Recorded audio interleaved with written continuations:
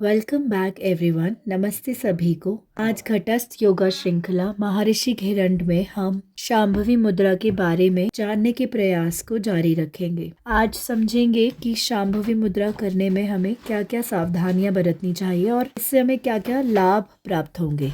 हमारी आंखें बहुत संवेदनशील होती हैं और इसी कारण हमें आंखों को अंतिम स्थिति में बहुत देर तक नहीं रखना चाहिए। अंतिम स्थिति से यहाँ मतलब है सुविधाजनक आसन में बैठने के बाद भ्रू मध्य में देखना। और यदि आंखों की नसें कमजोर हों और तनाव होने लगे तो दृष्टपटल वियोजन हो सकता है। यदि किसी प्रकार के तनाव का अनुभव हो तो तुरंत ही आंखों को सामान्य स्थिति में ले आएं। ग्लूकोमा तथा दृष्टिपटल रेटिना विकृति से पीड़ित व्यक्तियों को तथा जिन व्यक्तियों का हाल ही में मोतियाबिंद का ऑपरेशन हुआ हो, लेंस बदला हो या आंख की कोई अन्य शल्य क्रिया हुई हो अर्थात सर्जरी हुई हो, उन्हें कुशल मार्गदर्शन के अभाव में यह अभ्यास नहीं करना चाहिए।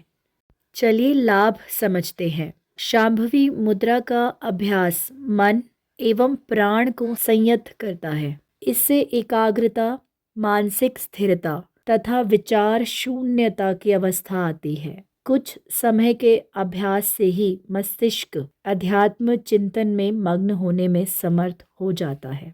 कुंडलिनी योग के परिप्रेक्ष्य में यह आज्ञा चक्र को जागृत करने वाली एक शक्तिशाली क्रिया है। आज्ञा चक्र निम्न एवं उच्च चेतना को जोड़ने वाला केंद्र है। यह अभ्यास शारीरिक लाभ प्रदान कर आंखों के स्नायुओं मसल्स को मजबूत बनाता है तथा इस क्षेत्र में संचित तनाव को दूर करता है। इस अभ्यास से मानसिक शांति प्राप्त होती है तथा तनाव, क्रोध एवं चिंता का निवारण होता है। शांभवी मुद्रा का अभ्यास पीनियल ग्रंथि के हारसी विकास को धीमा कर देता है।